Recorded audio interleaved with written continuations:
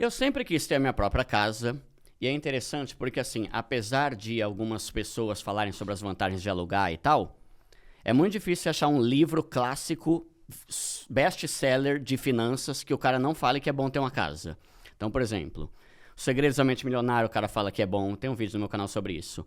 A Psicologia Financeira, o cara fala que é bom. O Homem Mais Rico da Babilônia, o cara fala que é bom. O Pai Rico, o Pai Pobre, ele fala algumas coisas lá, só que distorceram tudo que ele falou no livro Pai Rico, Pai Pobre. Então depois ele fez um outro livro chamado Cartas do Pai Rico, Pai Pobre, falando, galera, em nenhum momento eu falei que não é pra ter casa própria, tá? Eu só falei que ela é um passivo e não um ativo. Então, é fato que, sabe, por mais que você tenha algum... Ai, alugar ou financiar... Você queria ter uma casa ou não quer? Claro! Não, eu não quero ter imóvel. Todo mundo quer ter, né? Então, é muito legal.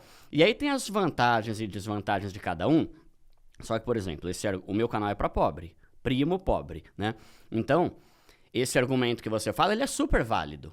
Você vai chegar num canal e o cara vai falar assim, olha, se você tem R$1 milhão, em vez de você comprar uma casa, investe R$1 milhão, ele vai te render 10 mil por mês, você aluga uma casa da hora por 5 mil e ainda sobra mais 5. Só que quem tem 1 milhão? É verdade. Entende? Esse que é o ponto, né? Tipo, eu acho legal essa ideia, é super válido, só que à medida em que você vai crescendo e evoluindo na vida, nem um perigo que eu tenho no meu canal, né? Eu sempre tento pensar no seguinte, eu tenho que ser uma pessoa sábia e não só inteligente.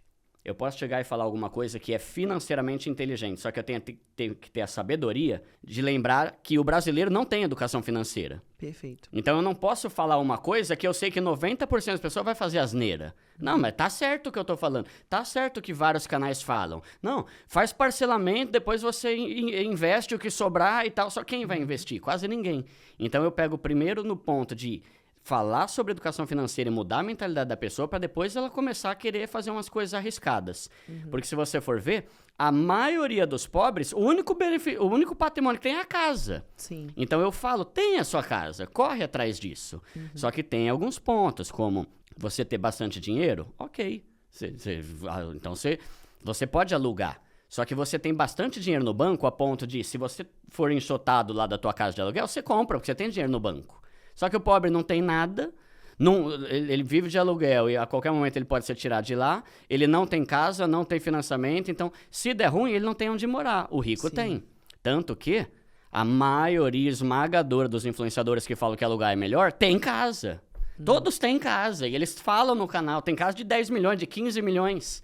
Então é fácil você falar, não, é melhor alugar, é muito mais fácil quando você tem uma mansão lá que você pode viver o resto da vida. Sim. Então esse é o meu ponto, falar para pobre... Porque muitas vezes a realidade que é dita aí não vale para quem é pobre. Então, eu respeito a opinião de quem pensa diferente, mas eu falo, compre sua casa. E aí, desculpa se eu tô falando muito. Não, né? pode falar, pode Mais falar. um Pode ponto. fazer mais. A gente tá aqui pra isso.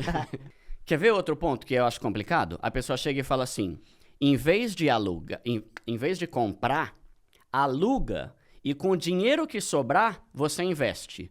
Mas quem falou que o valor do aluguel é mais barato que do financiamento? Porque a pessoa chega e fala como se, o aluguel de uma casa é 2 mil e para você financiar é 3. Não, uma ova. Eu vivo falando no meu canal, a maioria dos pobres ainda não tem casa própria por falta de informação e não por falta de dinheiro. Então, você pega alguns planos do governo, por exemplo, Minha Casa Minha Vida, que ajuda as pessoas mais pobres a comprar um imóvel, você consegue financiar uma casa com parcela de 600 pau por mês. Verdade. E eu fiz um vídeo com o depoimento de uma pessoa do meu canal que comprou e falou, eu financiei e tá R$280 mais barato do que eu pagava no aluguel. Nossa. Então, existem muitos meios, principalmente para quem é pobre, de você conseguir juros mais baixos, de você conseguir o subsídio do governo, eles te ajudam na entrada. Então, muitas vezes, o cara tá alugando numa coisa que nunca vai ser dele e ele poderia estar pagando mais barato numa coisa que no final vai ser dele.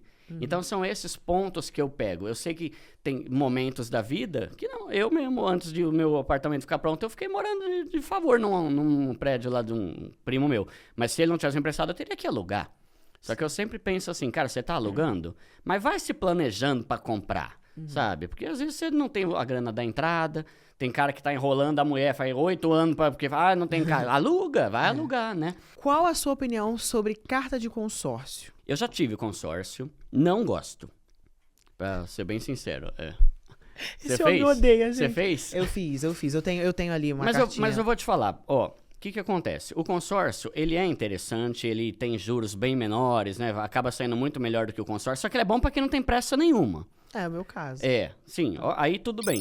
Só que assim, talvez vai chegar uma hora que você vai estar com um pouco mais de pressa. O que aconteceu com o meu? Eu comprei um consórcio, 7 anos pagando aquela desgrama e não era sorteado nunca. Caramba. Tem gente, eu conheço amigos meus que foram sorteados no primeiro que foram. Tem que No ter primeiro sorte. mês, né? Tem que ter sorte, né? Então, assim, ou você tem que ter sorte de ser sorteado logo, ou você tem que ter uma grana pra dar lance, porque quando você dá o lance, você é sorteado de boa. Tem gente que, sei lá, junta ali 20 mil, 30 mil, dá um lance nesse valor, e às vezes até pra usar fundo de garantia, você consegue ser sorteado. Ah, é uma maravilha.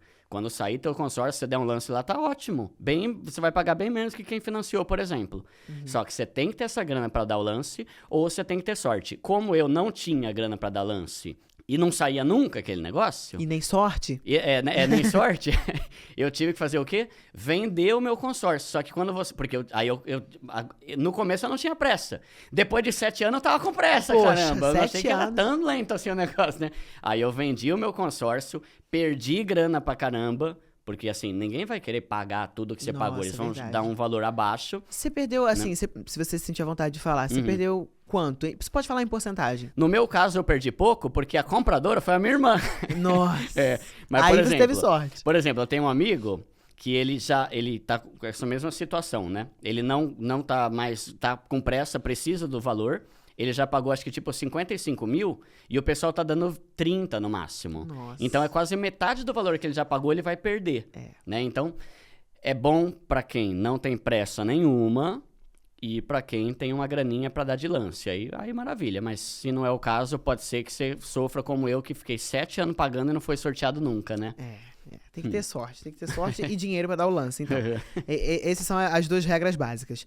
E aqui, teve algum momento que você ouviu algum argumento, alguma ladainha aí sobre comprar imóvel, que é melhor lugar, que te irritou profundamente? Todo dia, eu ouço, todo dia. Então, Tem conta muita pra coisa, né?